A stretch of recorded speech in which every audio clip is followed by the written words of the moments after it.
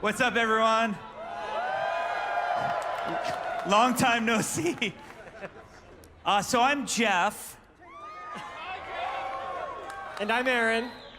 So Aaron's very humble. So how many WoW fans are here today? Oh my God. Okay. I'm not making this up. You can watch this on YouTube. Aaron is the gentleman who made Stormwind, Orgrimmar, Thunderbluff, Ironforge, Darnassus for World of Warcraft. And for those of you who are Overwatch fans, what is the best map in Overwatch? Aaron made King's Row. Okay. Thank you for all of that. And that's not embarrassing at all. No, not embarrassing at all. And he prefers to be called Aaron. And everyone's been pronouncing it wrong all these years. Aaron, that's my mom. Yeah. Okay. So, Overwatch 2, we're talking about it in detail now. I'm so excited to talk to all of you about Overwatch 2. We said it in opening ceremonies. It's so hard not to be able to talk about it with friends and family and actually use the name Overwatch 2. But here we go. There it is. You want to start with push? You start. You kick it off. Okay, so we've built a lot of game modes for Overwatch over the years. Things like Junkenstein's or Capture the Flag or Lucio Ball. But those have always been featured in the arcade. Push is the first game mode that we've released since launch that is what we call a core game mode. And a core game mode is something that you will be able to play in quick play. It's something that you'll play in competitive. And it's also something that the Overwatch League is going to play. Let's take a look at a video that kind of goes into it in a little more detail. Cool. Yeah, let's check it out. Okay, so the push map that we're showing today takes place in Toronto, Canada. Yes. The objective of push is for both teams to escort a robot into enemy territory. The team that pushes it the furthest before time expires wins the match. That's the robot. Who is ready to push? I am! As you stand near the robot, it will start moving towards the enemy's base. Until May gets conked. Yeah, exactly. As the robot moves, it pushes a barricade marker further into enemy territory. The further the marker goes, the higher your team's score gets.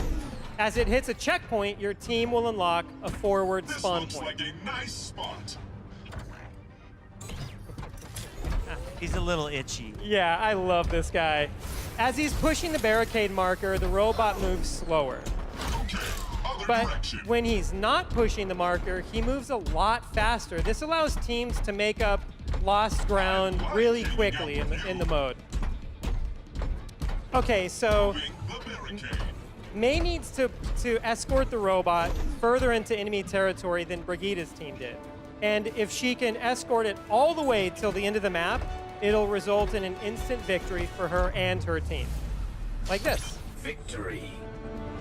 Yeah, I would say so far internally, we don't have a lot of the maps go all the way to the end, which is a good thing. Most of the maps are like more back and forth. Yeah, and I think that that's one of the design values that we had for push is it's more interesting to have that robot move back and forth across the map.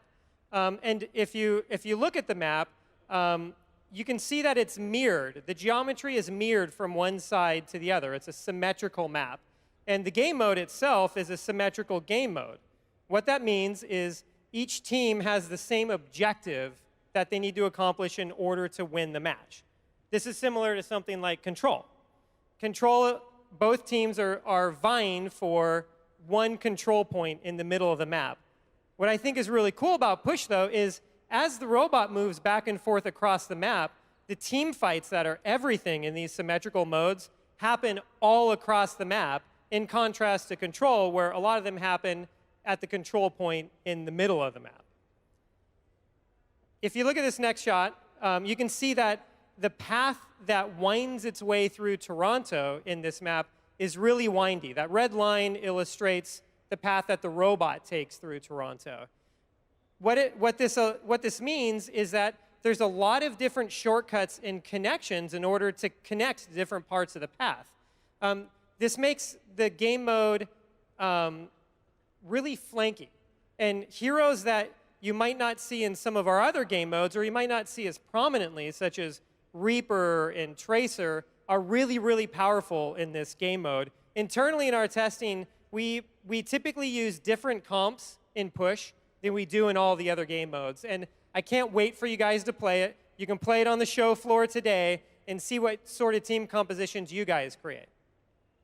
Cool. Let's take a look at Toronto a little bit. Why don't we talk about some of our values from a world building standpoint? Yeah, so when we build maps, we always like to take players on a journey all across the world. And we like to visit unique and exciting and exotic locations. And when we build them, we try to make them fit the ideal or the fantasy of what we've always imagined that place in the world to be.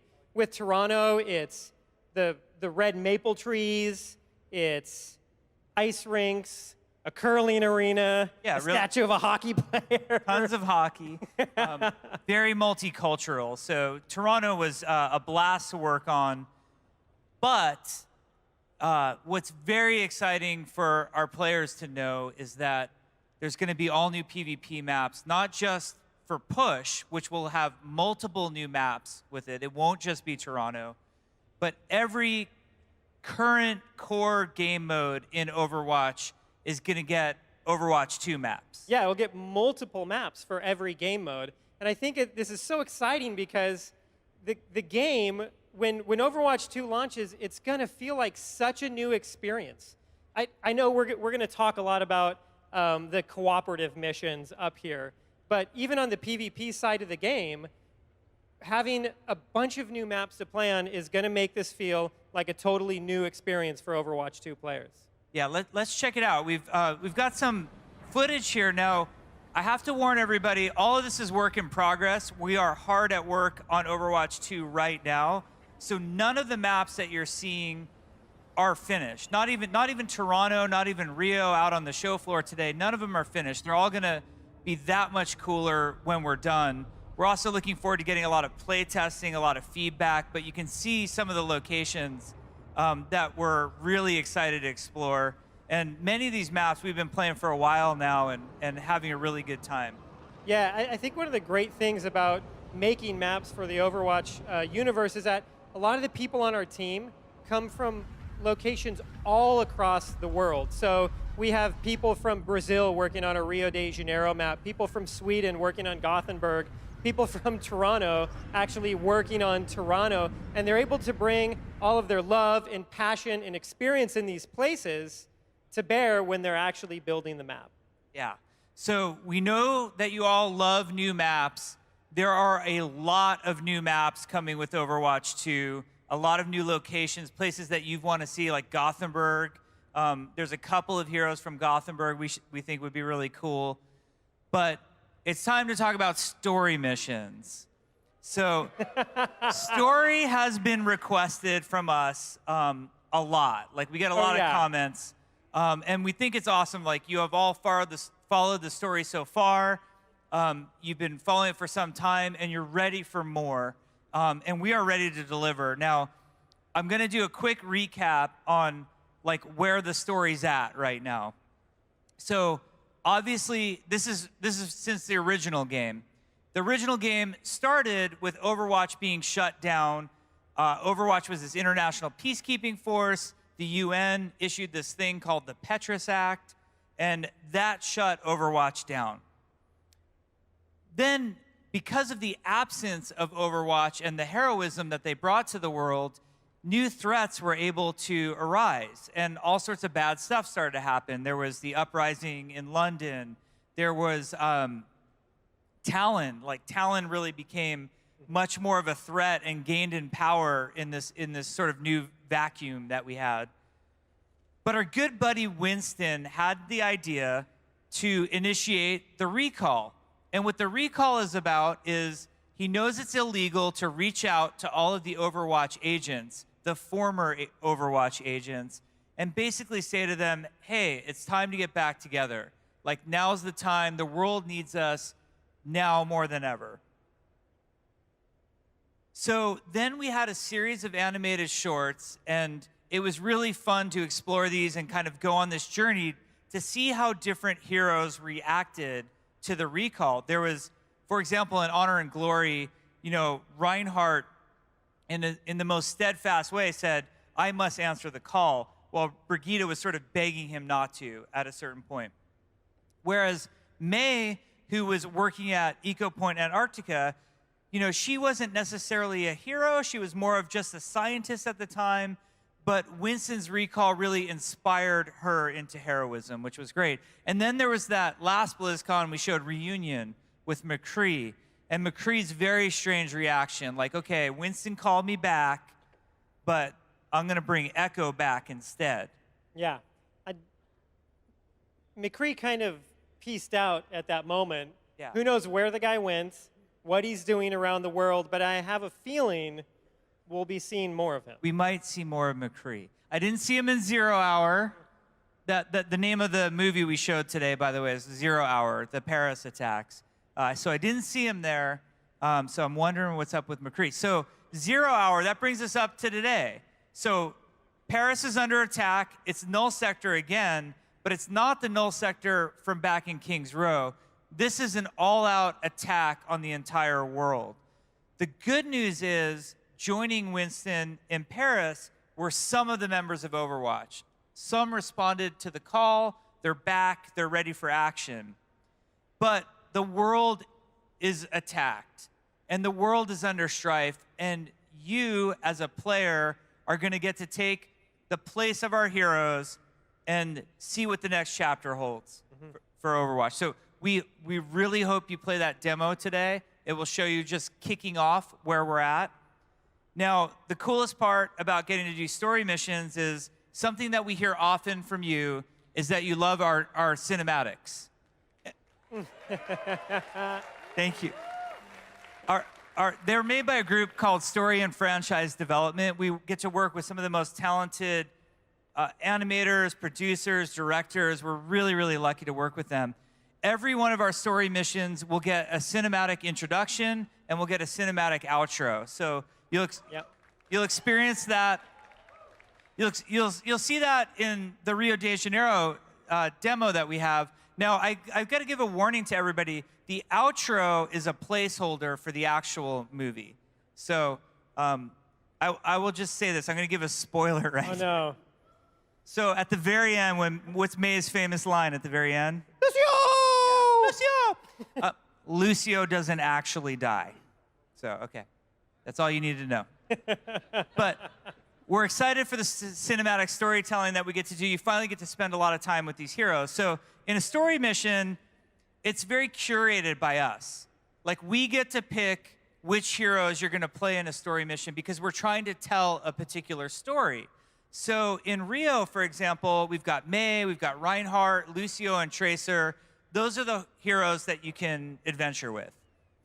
Yeah, I think what's really interesting about story missions, and even with hero missions, all of the cooperative gameplay that we're trying to do is, one of our goals is to bring a lot of the fast-paced action that you get in Overwatch PvP, where you're using all of your heroes' abilities, your comboing abilities with other heroes. You have a lot of strategic decisions that you make with your teammates. We're trying to bring that to the PvE side of the game, or the side where you play versus AI. And it's difficult to do because of the fast-paced nature of it. So that cinematic storytelling that Jeff was just talking about, that gives us the freedom to create more of those spaces. We can pull the story out to the cinematics and allow the gameplay to really flow as you're playing through any of the missions.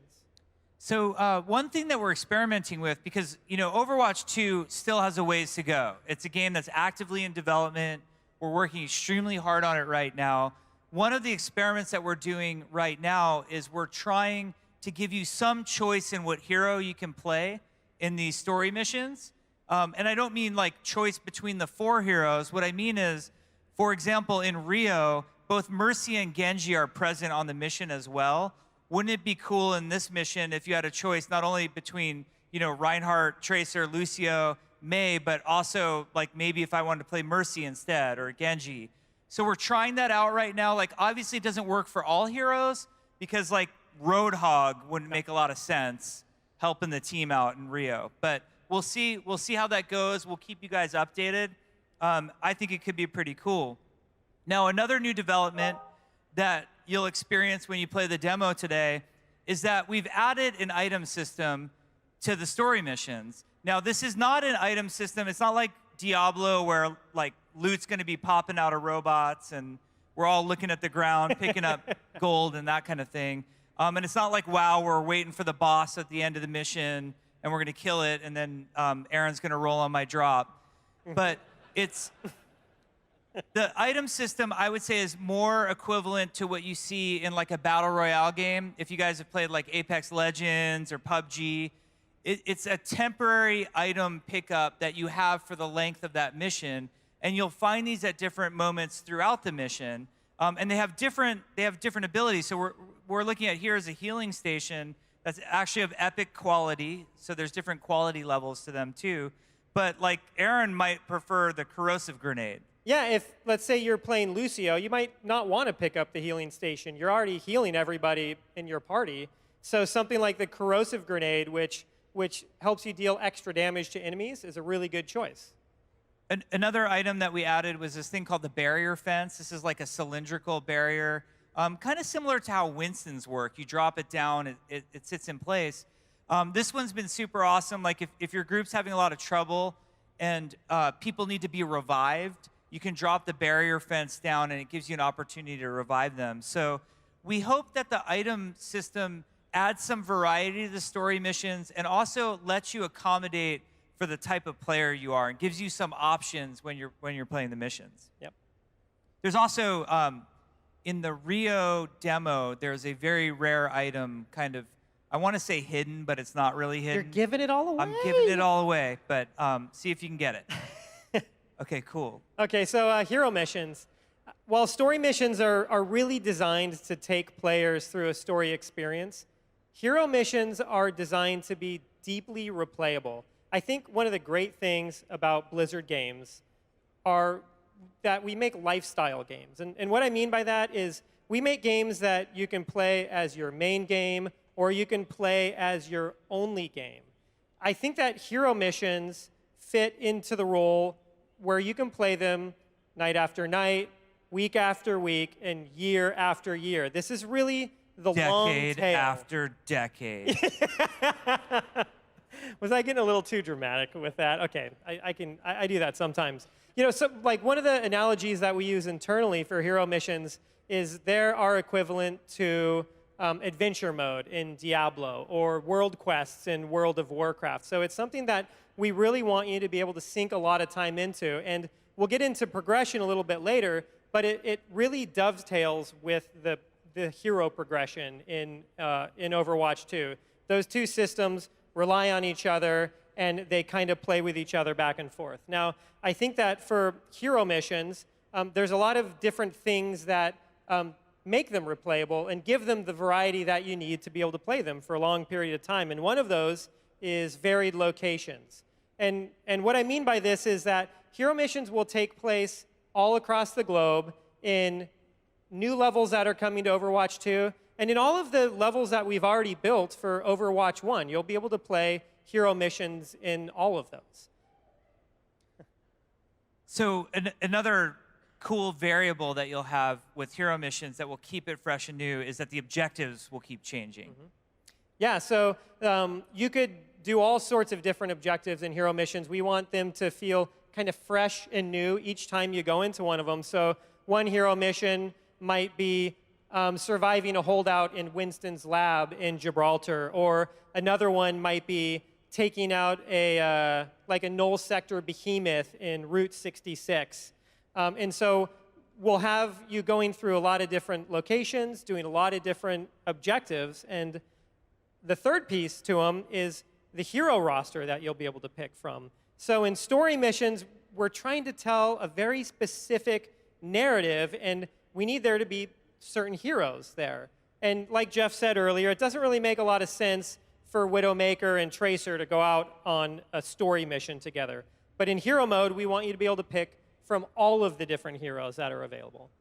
Yeah, we feel like hero choice is extremely important. One of the things that, in general, both story missions and hero missions we're really excited for is the promise of Overwatch is that there's these 31 amazing heroes for us to play with. But the reality for a lot of us is I might be good with about 4 of them. And if I care about my SR at all, I maybe only play like 4 or 5 heroes, even though I really would love to explore this hero roster.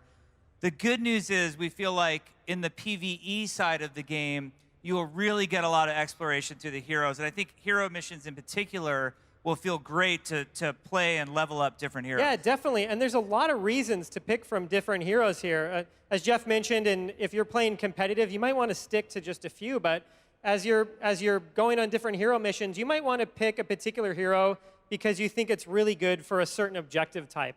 Bastion and Reinhardt work really, really well in holdouts, you know? You might also be picking a hero because as we get into the progression system, you'll see you might want to start leveling up a hero because you're really excited about a particular build that you might be able to get for that hero. I can't wait to talk about the progression system. But before we do, there's one more part of what's going to keep the hero missions fresh and keep them interesting, and that's different enemy groups. Yeah, so well, you'll be able to play against a lot of different enemy groups in hero missions for Overwatch 2. You saw Null Sector in 0 Hour, the cinematic that we showed during opening ceremonies. There's also Talon. Talon has obviously been a force for evil in the Overwatch universe, and I hope that we can see more of them in Overwatch 2 and kind of see what they're up to. And then beyond those two, you know, there's other things. There's other threats that are out there in the Overwatch universe, and I'm hoping that we can see I think everyone could imagine some amazing enemy groups that they'd love to fight against in Overwatch 2, and we're going to make them. All right, so the progression system. This is really exciting. Now, I have to caveat this a bit. As I mentioned, Overwatch 2 is still in development. We have a long ways to go before this game is fully ready. So we're only showing you kind of a part of the progression system right now. And it's also likely that progression could change a lot from now and the time that the game is released. You need a lot of iteration, a lot of play testing on this type of system. But we wanted to share parts of it with you. So by no means is this comprehensive. This isn't the only ideas that we have. This is sort of the tip of the iceberg. And it will give you a sense of the direction that we're exploring right now. So an interesting thing to talk about is the talent system. So we had originally designed the talent system for hero missions, not story missions. But as we were approaching BlizzCon this year, we knew that we were going to show a story mission, and we didn't have any progression stuff to show, and we thought it was super fun. So we actually hooked up the talent system from hero missions into the story experience. And there was like a funny side effect of that, where many members of the Overwatch team were like, actually, this is really awesome and super fun, and I hope we figure out a way to keep talents in the story missions eventually when they happen. So I don't know if that's going to be the case by the time the game launches, but for now you can see Tracer has a level. She can level up, and at different levels she gets different selection of talents. And these talents do different things. They definitely have player power involved. That's the goal. We want you to feel more powerful. Now, I know a lot of people raised an eyebrow when I said that. Any sort of talents or progression or anything like that is not going to come into the competitive part of the game. We're not going to make it so my Tracer is more powerful than your Tracer. Well, mine is, but anybody else's Tracer is more powerful. We want to keep it a fair playing field. But like we always say, when it comes to PvE, the robots don't post on the forums. Exactly. Yeah. We can make it unfair. You know, it could be OP, yeah. Yeah, we have a lot of values that we're trying to adhere to as we design the progression system. As Jeff said earlier, like one of those is to make your heroes feel more powerful. you'll become more powerful. You'll be doing more damage as you progress through this system. But that's not all. We want you to feel more versatile. We want you to be able to put together a build for your hero that fits your particular play style. And we also just want your hero to be able to feel different from other people's heroes as well. So I think adaptive reload is a great example of a talent. I'm not sure if you all can read adaptive reload, but the gist of it is whenever Tracer does an ability like blink or recall, her pistols reload automatically. And like this is a talent that speaks to you and your play style. Yeah, so I pick adaptive reload a lot because every time you use any ability, she gets a full clip again. And so if you use this correctly and you kind of play Tracer with the right cadence, you never run out of ammo. You always have it, and it just feels so powerful.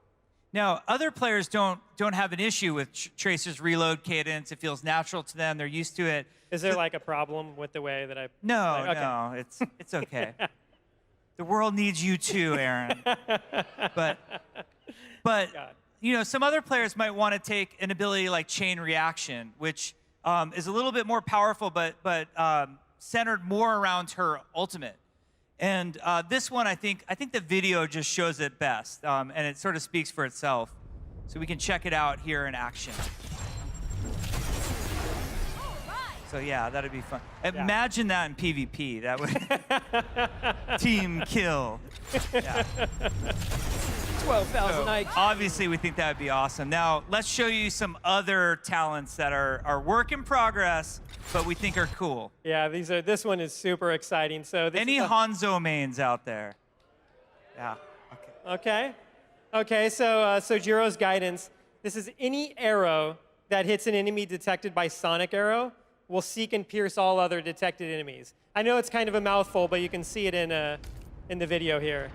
The talent speaks for itself. So, and this one is cool too because Sonic Arrow is useful in PvE, but nowhere to the degree that it is in the competitive side of the game. So this adds a lot of usefulness to it on the PvE side of the game. Yeah, and hopefully you guys can start using your imagination for the different types of things that we'll be able to do with talents here and how you'll be able to use some of them to kind of combo into other abilities. So, oh gosh. Oh yeah, here it comes. This one is called Epic Enter. Did I say it wrong? No, that was Okay. perfect. Okay. Oh, Epicenter. Okay. As many of you know, Reinhardt's Earthshatter ability is a cone-based ability. Mm-hmm. But imagine if it worked in 365 degrees. Yeah. 360 degrees. Because 365 degrees would be breaking mathematics. Sure. Yeah. I actually think what this one does is it makes a bicycle magically appear. Wow, and it did make a bicycle magically appear. So really fun for you, Reinhardt. Where does it come from? Where does it? I think it makes a robot transform into a bicycle. Yeah.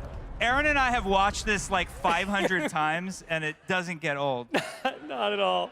So this one was in the gameplay movie. Do you want to talk about Yeah, it? okay. So this is a cryo freeze ability, and when it ends, it'll instantly freeze all nearby enemies. And if any of you are May players, you'll kind of, yes.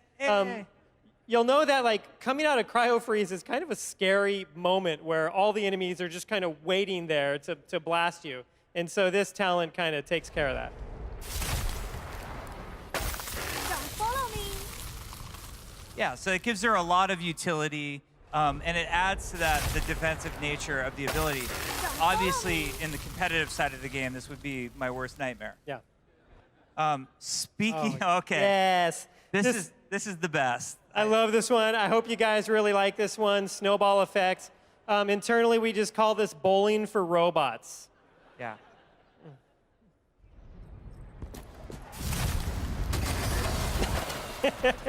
you can't let the hamster have all the fun. No. Yeah. Let's see it one more time. Okay, awesome. So this is another ability that you saw in the gameplay trailer earlier today. The reason I like this one, I don't know if anybody plays Genji like I do, but when I Not gonna play say Genji anything. and I press my ultimate ability button, usually there's no one anywhere near me. And I'm standing there and my dash is on cooldown and I just kind of feel stupid. And then like I go back and I watch those YouTubes and I'm like, how do they do it? Yeah, need healing. Yeah, exactly. But this ability is made for someone like me.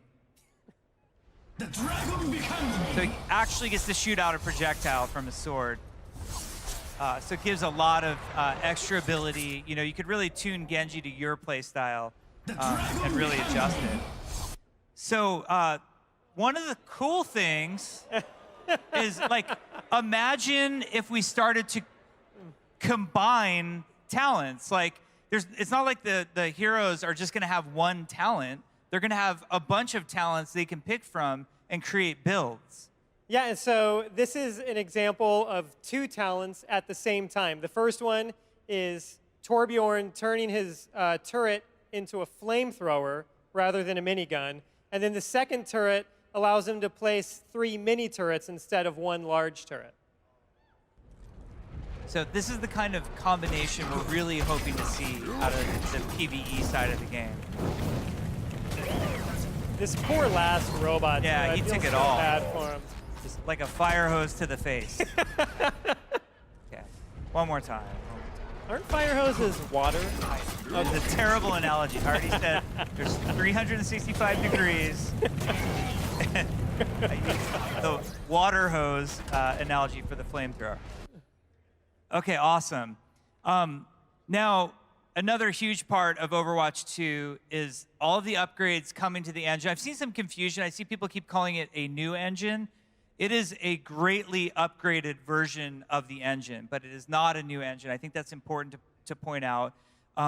There's a panel tomorrow where John LaFleur, who's our tech director, Arnold Sang, who's our assistant art director, and Bill Petras, who is our art director, they're going to tell you all in depth about the upgraded hero visuals and the massive upgrades coming to the Overwatch 2 engine. But for now, we wanted to share with you guys some of the idea of why do we want to do upgrades to the hero visuals. Obviously, there's some part of it where it's a brand new game. We want it to have a new look. We want it to feel fresh and awesome, and you know, just really overwhelm you with how beautiful the game could be. But we also wanted to show some passage of time as well. Like, we were doing a lot of storytelling in this game, and we want to show the journey of the heroes. A good analogy that I like to use when talking about how and why we decided to upgrade the hero visuals is Batman. So, you know, Batman has existed really over the decades. There's been, you know, early comic book Batman from the original comic. There was the 60s live action TV show, Batman. There was the 80s, yeah, Adam West, yeah, it's awesome. There's the 80s Tim Burton movie, Batman. There was the Christopher Nolan Batman. But all of those versions of Batman was instantly recognizable. Every time you saw him, you'd never mistook him for another superhero. They were all iconic, but they were all different from one another. And that's been sort of our guiding vision for updating the hero look. So, like, we can take a look at Genji right now. There's classic Genji and Overwatch 2 Genji. And Overwatch 2 Genji, obviously there's a lot of visual upgrades that happened to him.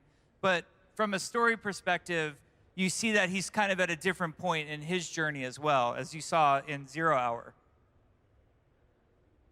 So here's a sneak peek. I don't think anybody's seen Torbjorn or Bastion's new looks yet. Miraculously. The internet was lazy this week and left these for Friday. I don't know why. It's so boring.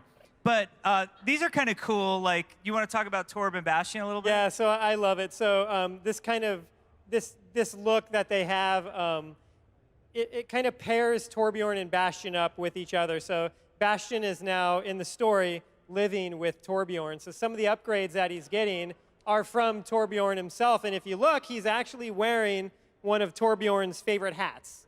You know, he needs to keep the sun out of his eyes, or the rain off his head, or something like that. Totally need that as a robot. Cool. So this is actually rendered in the Overwatch 2 engine. These are the actual character models. And obviously they all have the new looks here, but other things that's going on here is we have a completely new way of doing eyes in the game. We have a new way of rendering hair, skin. All of these things are focuses of our art team and our graphics engine team right now to just make the characters look amazing and beautiful. And when you play Overwatch 2, you'll see we spend a lot of time bringing the characters even closer to the camera because we're really proud at how they're looking right now. Yeah, so much of Overwatch is just about the heroes. Like, we love the heroes in the world of Overwatch. I hope that all of you guys love the heroes in the world of Overwatch. And yes, Thank you. We just want to be able to get up closer to them. We want you guys to be able to see them in more detail. And so we're putting all this time and energy into it. And with this new game, with Overwatch 2, we have a big story that we want to tell too. So the engine needs all these upgrades.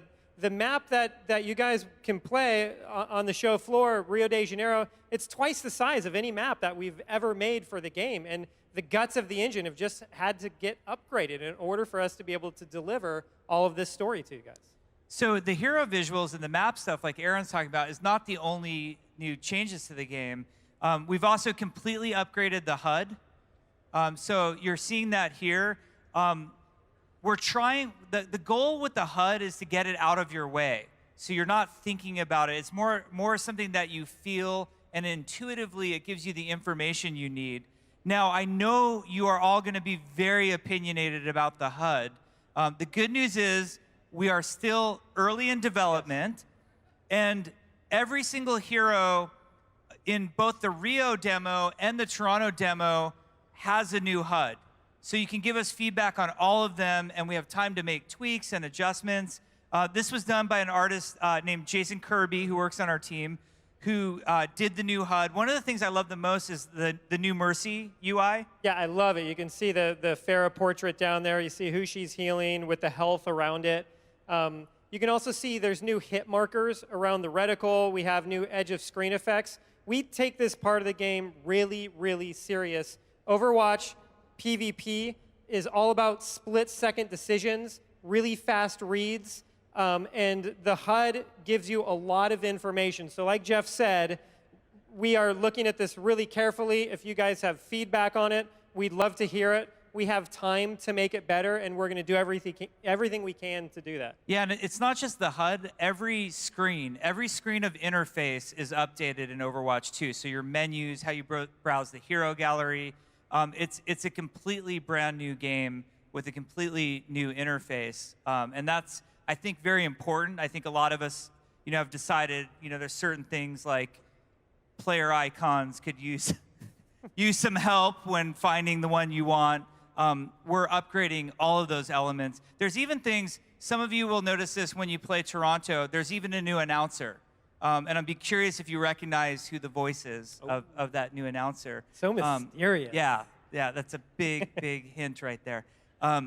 So cool. What is, Aaron, when we say Overwatch is all about one thing, what is always the answer? Heroes. Heroes. So Overwatch 2 will obviously come with brand new heroes. Now, what's important to us with the Overwatch 2 heroes is not only do they fit gameplay roles that are very important to the game right now, things that we feel that the game needs, but also that the hero's story is centered in the story of Overwatch 2. So Sojourn is coming to Overwatch 2. She's our first Canadian hero. Yeah, I should say second Canadian hero. That's true. Because the first is Arnold Sang, our assistant art director, and we love him dearly. But Sojourn will be the second one coming. Sojourn is right at the center of the story of Overwatch 2. So we hope you liked her in Storm Rising. You're going to get to spend a lot more time with her when it comes to Overwatch 2. And she is by far not the only character coming to Overwatch 2. There are a few heroes that will all come at once.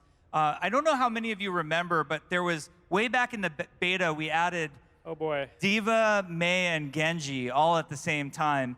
And it was probably the most beautiful chaos I've ever seen in a video game. Well, maybe the Encourage Gate opening. That was some good video game chaos. But Overwatch 2 is going to really add some mix-ups to the meta, introduce, we think, characters that you're going to love, characters that you've been waiting for. So something we're very, very excited for, new heroes coming to Overwatch 2. Now, I want to touch on this again. I mentioned opening ceremonies, and between opening ceremonies and the panel, I've been spending time reading people's reaction, and there seems like there's so much confusion about what does redefining a sequel mean. So I'm going to try to put it in a different way this time. Imagine we're coming up with a brand new game that we're dying to make, and it's called Overwatch 2, and we start to think of the feature list that we want. We want brand new heroes. We want all new PvP maps, like a whole roster, equivalent to what we did in the first game of PvP maps. We want to have story missions, hero missions. We're going to add progression. We're adding talents. We're upgrading the engine. We're adding new looks to all the characters. We're like, that sounds like an amazing sequel to us. Does it sound like one to you? Okay. Now, you all know what the video game industry does. And you are the most powerful people in the video game industry. It is not us. It is you. You have more of a say than anybody else. And how many times imagine your favorite game. It could, let's say it's a game that has, I don't know, Space Marine in it, that has PvP and PvE and has a story, and you want to play Space Marine number 3 because you've been playing Space Marine number 2, and the day that that comes out, you lose all your stuff, and then your buddy, because his grandma didn't buy it for him for Christmas, is playing Space Marine 2, and you're playing Space Marine 3. And you don't get to play together. You don't get to play together. And all the stuff that I earned in Space Marine 2 doesn't come with me. We think that sucks. We don't think that should be rewarded by you, the most important people in the game industry.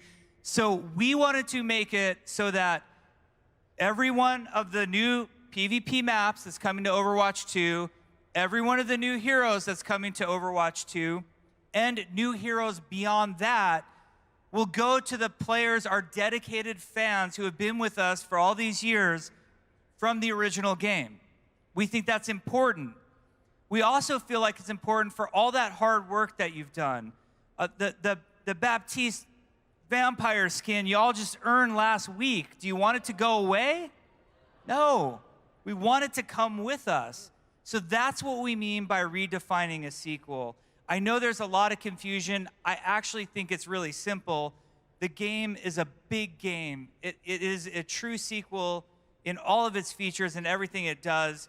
We just don't want to be jerks about all of our loyal players who might be wondering if they should get the game or not. That's the idea. That's great. So I know there's some unanswered questions. So I want to touch on this real quick. We never said, where are you going to play this game? No one ever asked. It's coming to, obviously, Battle.net on the PC platform, the Nintendo Switch, PlayStation 4, and Xbox One. So every single platform we support today will be supported for Overwatch 2. I totally didn't hear what you said at all. Also, I know the other big question is like, well, when do we get it? What's the date on this thing? I don't know. I have no idea. Like, just let us make it great. Like, that's what we care about more than anything. We don't have a date in mind. We are going to work so hard. Like, today is the most important day in Overwatch 2's development because I feel like to this point, it's been just our small team. And today's the day that we bring you, the big team, into it. And what do you want out of the game? You're going to all go, you're going to play the demo, you're going to post feedback, you're going to talk to us here today. We want to hear from you what needs to change, what features are we missing, what's going to be cool, what isn't cool. So I don't have a date. No, and I mean, we love this game so much, and we just want you guys to love it too, the same way that we do. So we're probably going to go dark after BlizzCon. I know there's going to be a million questions, and people are going to want to hear, okay, like reveal another hero or show me, like, have you ever wondered what Moira's new look might be? Yeah, it's amazing, It's so by the way. good. But God, we're just jerks. We We're are. We're jerks right That now. feels so good. There's still some cool stuff coming. There's still some cool stuff. But we're going to be quiet. We are going to be quiet. We have a lot of work to do. The team is focused on Overwatch 2. That doesn't mean we are leaving the live service behind. There are still some cool updates coming. We want to add new stuff. Now, I want to get this out there right away. We are not adding a new Archives event to Archives this year because we are focused on Overwatch 2. We feel like that's the better storytelling experience. We are still going to run the Archives event. There will be new skins. There's going to be new cosmetic content. There are also other awesome features coming to the live game that we think you should be excited about. Coming very soon, you are going to get to select what you do when you are waiting for roll queue to kick in. So if you'd like to go to the training room, we're going to let you do that. If you would like to play a new deathmatch mode that we're adding just for waiting, you can play that. If you would like to go to custom game and/or workshop and play whatever the hell you want, you can do that very soon. So there are lots of cool updates coming to the original game. But please bear with us while we focus on Overwatch 2. We want to make it amazing for all of you. Yep. Thank you all so much. We know how many cool things there are at BlizzCon for you to check out. The fact that so many people came here today to spend time with me and Aaron, it means the world to us. Aaron. Aaron. And please go play the demo. Go have fun and see our art panel tomorrow. Thank you, BlizzCon. Thank you. Thank you for attending Overwatch What's Next.